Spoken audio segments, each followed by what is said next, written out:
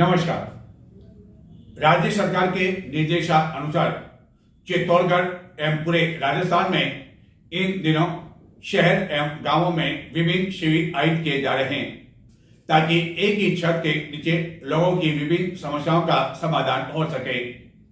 एक और जहां यह शिविर आयोजित किए जा रहे हैं, वहीं चित्तौड़गढ़ जिला मुख्यालय पर हाल यह है कि जगह जगह विभिन्न वार्डों में गंदगी के ढेर लगे हुए हैं।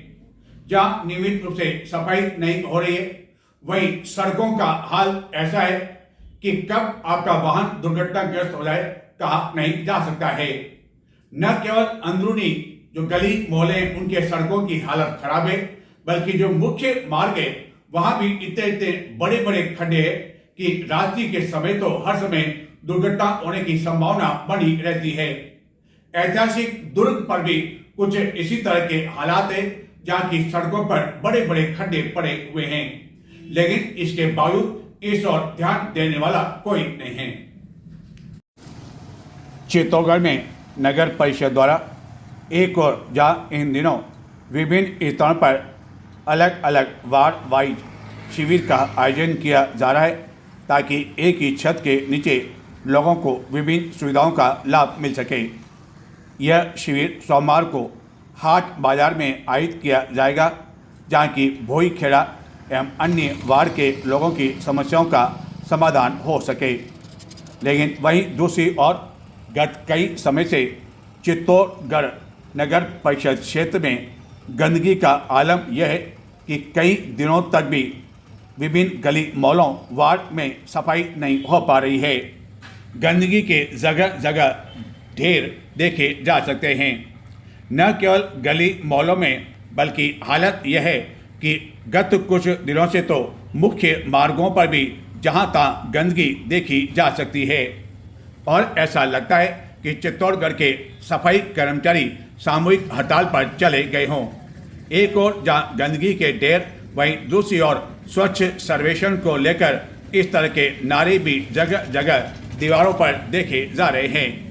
लेकिन सवाल यह उठता है कि क्या इस तरह के कदम से, इस तरह के नारों से यह जो सफाई है वह दूर हो सकती है, यानी कि इस तरह की सफाई को लेकर क्या यह नारे ही सब कुछ है? केवल नारों से काम चलने वाला नहीं है। हालत यह है कि जहां नगर परिषद क्षेत्र में गंदगी को लेकर जो यार्ड बना रखे हैं, यानी कि कचरा संग्रहण केंद्र, वहाँ भी दोपहर 12-1 बजे तक भी इनको हटाने वाला कोई नहीं होता है। एक और जहाँ चित्तौड़गढ़ नगर में जगह जगह गंदगी के ढेर लगे हुए हैं, वहीं मुख्य सड़कों पर मानसून की विदाई के बावजूद अब तक मरम्मत का काम शुरू नहीं किया गया है। हालत यह है कि नगर के मुख्य मार्गों पर भी मुख्य सड़क पर इतने अधिक बड़े बड़े खड्डे हो गए कि वाहन कब दुर्घटनाग्रस्त हो जाए कहा नहीं जा सकता है। सीवरेज लाइन का जो काम चला था वह अभी भी चल रहा है और इस तरह के जो हॉल है वह मुख्य मार्गों पर भी देखे जा सकते हैं, लेकिन इसके बावजूद इस ओर भी ध्यान देने वाला कोई नहीं है। चाहे नगर के उपनगरीय क्षेत्रों, चाहे मुख्य मार्ग हो, चाहे रेलवे स्टेशन क्षेत्र हो या दुर्ग मार्ग हो, जहाँ तहाँ इस तरह के खड्डों की वजह से लोगों को काफ़ी परेशानियों का सामना करना पड़ रहा है।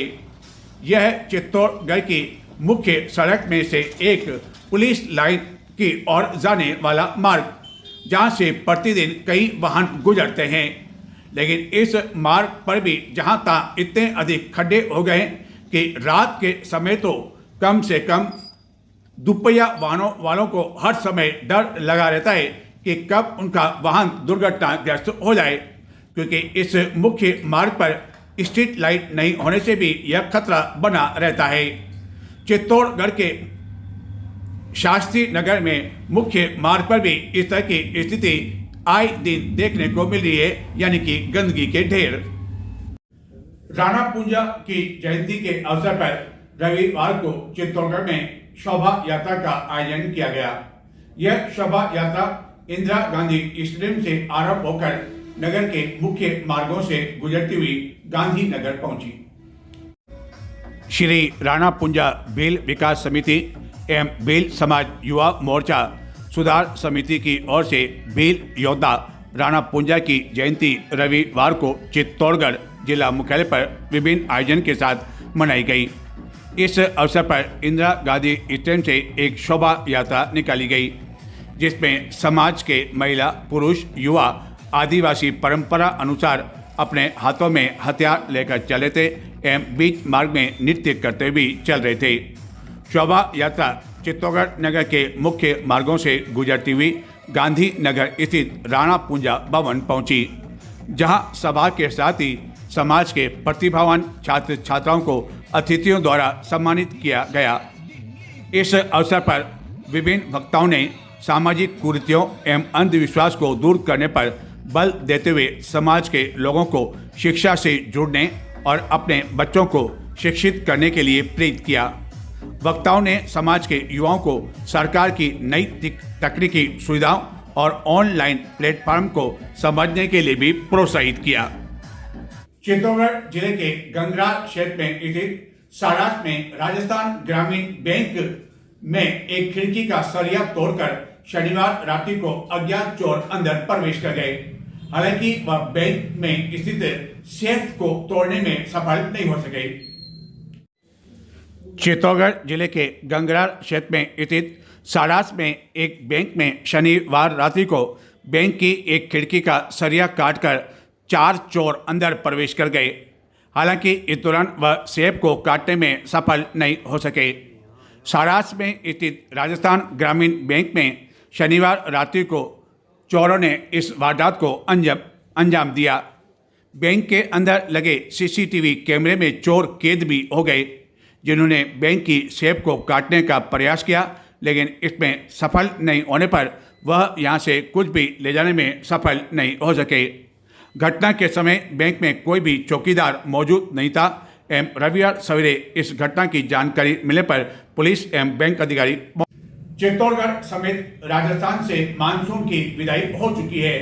हालांकि उसके बावजूद बारिश का दौर बना हुआ है, जिसके बीच रविवार को गौसुना बांध के 2 गेट खोलने की वजह से बेड़क नदी पूरे वेग के साथ बहने लगी एवं इस कारण धनेत एनीकट कम काजवे पुलिया पर भी बैरिकेड्स लगाकर इस पुलिया पर आवागमन बंद करना पड़ा।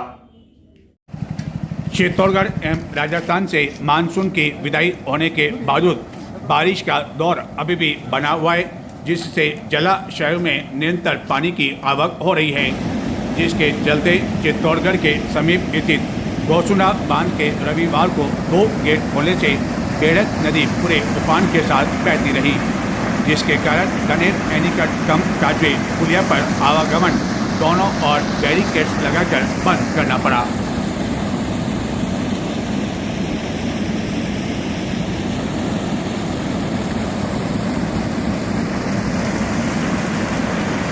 यह पुलिया कई ग्रामीण क्षेत्रों को जोड़ती है और लोग इस शॉर्टकट रास्ते का उपयोग करते हैं। भाजपा प्रदेश अध्यक्ष मदन राठौड़ ने रविवार को प्रतापगढ़ के पूर्व विधायक एवं पूर्व मंत्री रहे नंदलाल मीणा के गत दिनों निधन हो जाने पर उनके पुत्र को ढांढस बंधाया एवं परिवारजनों को सांत्वना प्रदान की। उसके पश्चात प्रदेश अध्यक्ष चित्तौड़गढ़ पहुंचे।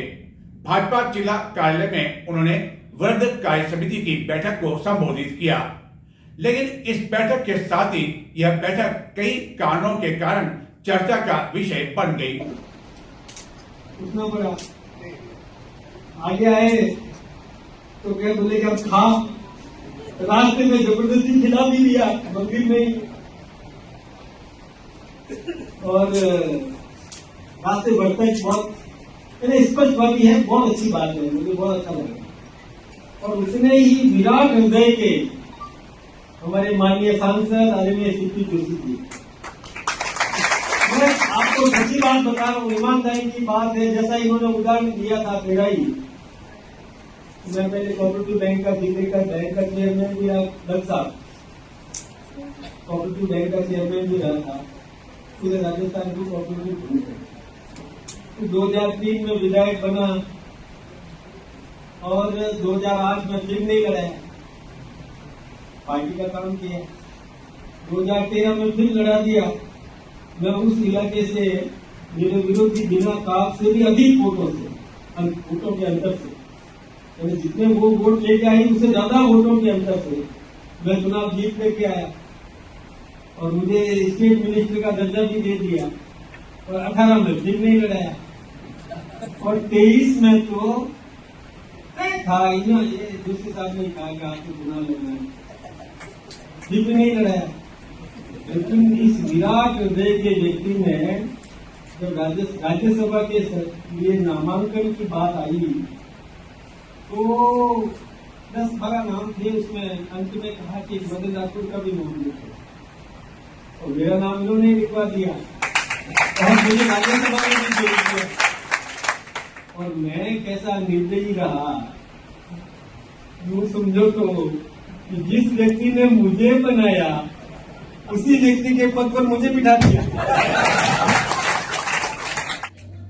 भारतीय जनता पार्टी जिला चित्तौड़गढ़ की वृहद जिला कार्य समिति की बैठक भाजपा जिला कार्यालय पर भाजपा प्रदेश अध्यक्ष मदन राठौड़ के मुख्य अतिथि में रविवार को आयोजित की गई। लेकिन राजनीतिक दृष्टिकोण से इस बैठक की महत्वपूर्ण बात यह रही कि अब तक संगठन की इस तरह की बैठकों में विधायक चंद्रभान सिंह आकिया एवं उनके समर्थक दिखाई नहीं देते थे। लेकिन इस बैठक में शामिल होने पर सांसद ने प्रदेशाध्यक्ष से कहा कि सरकारी कार्यक्रम में तो आपने दोनों को यानी कि सांसद एवं विधायक को साथ साथ देखा होगा, लेकिन अब पार्टी के मंच पर चंद्र प्रकाश और चंद्रभान साथ साथ हैं, जिस पर प्रदेशाध्यक्ष ने भी चुटकी लेते हुए विधायक आकिया को इंगित करते हुए कहा कि आप चिंता न करें, यह पूरे परिवार आपके साथ है। मैंने इनका रामगढ़ में देखा, बहुत मीठे मीठे बोलते हैं, टीम आपके साथ खड़ी है।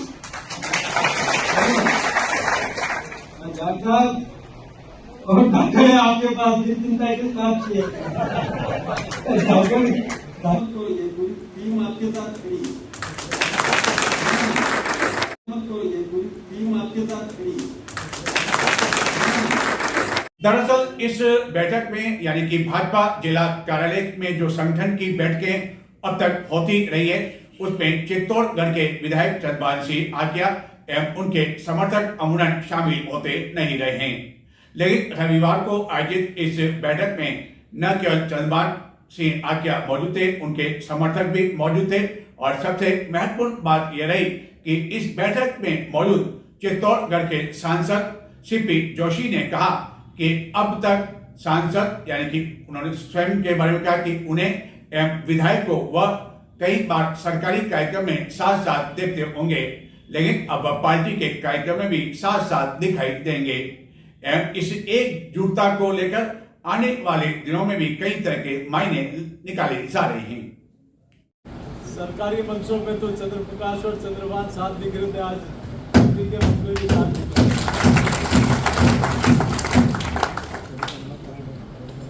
आप सब लोग आगामी दिनों में भारतीय जनता पार्टी इस जिले में कैसे मजबूती से काम करे और माननीय मुख्यमंत्री जी और प्रदेश अध्यक्ष जी की अगुवाई में ये जिला भाजपा प्रदेश अध्यक्ष मदन राठौड़ इस बैठक के दौरान पूरी तरह से छाए रहे।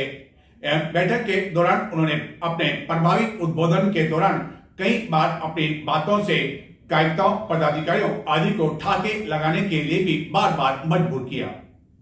और एक आईएम से किया, फिर ये देखो आईएम से किया, तो इंद्र मंत्री से किया है, इन्होंने वसुंधरा जी से कहा कि आईएम से किया, तो आईएम वसुंधरा।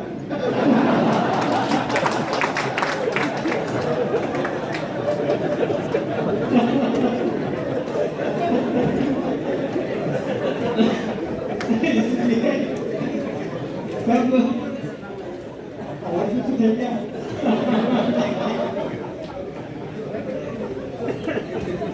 इसलिए गजनलाल जी के नेतृत्व में एक से बढ़कर एक रत्न छुपे हुए।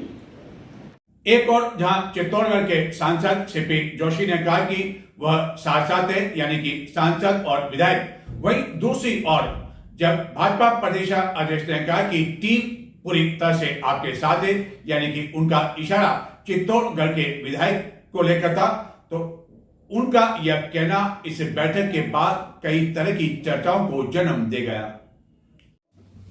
भाजपा प्रदेश अध्यक्ष बनने के बाद मदन राठौर का चित्तौड़गढ़ का यह दूसरा दौरा था, जो दरअसल प्रतापगढ़ आए थे और प्रतापगढ़ से जयपुर जाते समय वह चित्तौड़गढ़ में भाजपा जिला कार्यालय पहुंचे, जहां की उन्होंने कायदों की बैठक को संबोधित किया। लेकिन जो महत्वपूर्ण राजनीतिक घटनाक्रम रहा वह विधायक चंद्रभान सिंह आक्या एवं उनकी समर्थकों की मौजूदगी। आक्या ने बतौर निर्दलीय प्रत्याशी के रूप में गत विधानसभा में जीत हासिल की थी एवं बाद में भाजपा को समर्थन देने की घोषणा की। लेकिन गत कई समय से सांसद एवं आक्या के बीच चल रहे मन मुटाव के बीच विधायक संभवतः पहली बार भाजपा कार्यालय में संगठन की बैठक में शामिल हुए, जिसके बाद अब कई तरह के कयास लगाए जाने लगे हैं। हालांकि दोनों को आगामी वर्ष होने वाले निकाय चुनाव की अग्नि परीक्षा से गुजरना होगा, यानी कि चित्तौड़गढ़ के सांसद और विधायक की अग्नि परीक्षा, जब चित्तौड़गढ़ में टिकट वितरण का मामला सामने आएगा, क्योंकि सांसद एवं विधायक दोनों के कई समर्थक पार्षद का टिकट की दौड़ में शामिल हैं। वहीं दोनों नेताओं के समर्थकों की नज़र यूआईटी के चेयरमैन पद पर भी लगी हुई है, जिसको लेकर नियुक्ति की जानी है। और मुख्य तौर पर यदि दावेदारों की बात की जाए तो ऐसे 6-7 दावेदार हैं, जिनमें कुछ दावेदार सांसद के हैं तो कुछ दावेदार विधायक समर्थक के हैं। अब देखना यह है कि इसमें जो एकजुटता की बात इस बैठक में की गई, वह एकजुटता उस नियुक्ति के दौरान देखने को मिल पाती है या नहीं, ये तो इस वर्ष के अंत तक स्पष्ट हो पाएगा, क्योंकि भाजपा प्रदेश अध्यक्ष ने इस दौरान पत्रकारों से बातचीत करते हुए राजनीतिक नियुक्तियों को लेकर कहा कि इस वर्ष के अंत तक सभी स्तरों पर राजनीतिक नियुक्तियां हो जाएगी और इन नियुक्तियों में चित्तौड़गढ़ में यूआईटी चेयरमैन का पद भी है, जो कि सरकार का 2 वर्ष का लगभग कार्यकाल पूर्ण होने के बाद भी खाली पड़ा हुआ है। अब देखना यह है कि आने वाले दिनों में इस पद पर कब्जा किसका होता है, चित्तौड़गढ़ सांसद के समर्थक का या चित्तौड़गढ़ के विधायक का समर्थक का, या इसमें बैठक में जो बातें एकजुटता को लेकर कही गई है वह इस चुनाव तक, निकाय चुनाव, पंचायत चुनाव एवं राजनीतिक नियुक्ति तक बनी रह पाती है या नहीं, या मन में और कुछ चल रहा है, यह तो आने वाले दिनों में ही स्पष्ट हो पाएगा। लेकिन वहीं दूसरी ओर भाजपा जिला अध्यक्ष द्वारा अपनी जो कार्यकारिणी घोषित की गई, उसको लेकर सोशल मीडिया पर लोग अभी भी अपनी नाराजगी जाहिर करने में लगे हुए हैं। इस कार्यकारिणी को लेकर सोशल मीडिया पर एक टिप्पणी की जाती है कि क्या संगठन में बार बार उन्हीं लोगों को बार बार दायित्व दिया जाएगा, मतलब जिले की 18 लाख जनता में कोई भी नया चेहरा अब तक नहीं मिला। रतन जी अच्छे व्यक्ति, पर केवल एक व्यक्ति को 3 बार अध्यक्ष बनाना पार्टी में काबिलियत नेताओं को नज़रअंदाज करना लगता है। बीजेपी को काम करने वाले नेता चाहिए, पर चाटुकार नेताओं की भरमार सब तोपों के इर्द गिर्द केवल नंबर बड़ा रहे, जनता के बीच जाना संगठन का भी दायित्व, पर सबको कुर्सी चाहिए, कार्य से क्या मतलब, फेविकॉल की तरह चिपक कर पद को पेटेंट कर दिए, इस तरह की टिप्पणी की गई।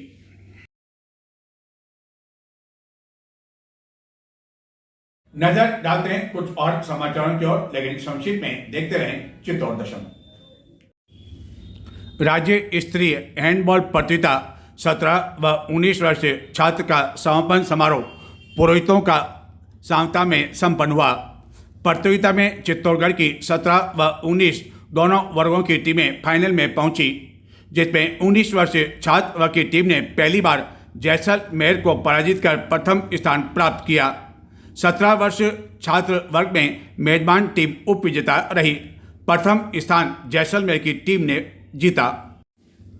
राजस्थान शिक्षक संघ प्रगतिशील का जिला सम्मेलन कई शिक्षक शिक्षिकाओं की उपस्थिति में एक वाटिका में रविवार को संपन्न हुआ। कार्यक्रम में मुख्य अतिथि के रूप में समग्र शिक्षा सहायक निदेशक राजेश्वर चौहान थे। अध्यक्षता जिला गोपाल स्वरूप त्रिपाठी ने की।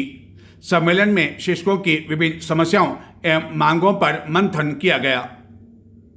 और आज की सबसे बड़ी खबर, चित्तौड़ दर्शन की एक खबर का अब तक का सबसे बड़ा असर हुआ। हालांकि चित्तौड़ दर्शन पर प्रसारित खबरों का कई बार असर देखने को मिला, लेकिन ऐसा लगा चित्तौड़ दर्शन ने जो खबर दिखाई उसका सबसे बड़ा असर हुआ। मीरा स्मृति संस्थान की ओर से इन दिनों चित्तौड़गढ़ में मीरा महोत्सव का आयोजन किया जा रहा है, जिसके तहत रविवार को इंदिरा प्रियदर्शनी ऑडिटोरियम में आयोजित कार्यक्रम के दौरान फर्जी डिग्री के कारण गत दिनों चर्चा में आए एक विश्वविद्यालय को भी इस कार्यक्रम के लिए आमंत्रित किया गया और साथ ही मुख्य अतिथि के रूप में आमंत्रित किया गया केंद्रीय पर्यटन मंत्री गजेंद्र सिंह शेखावत को।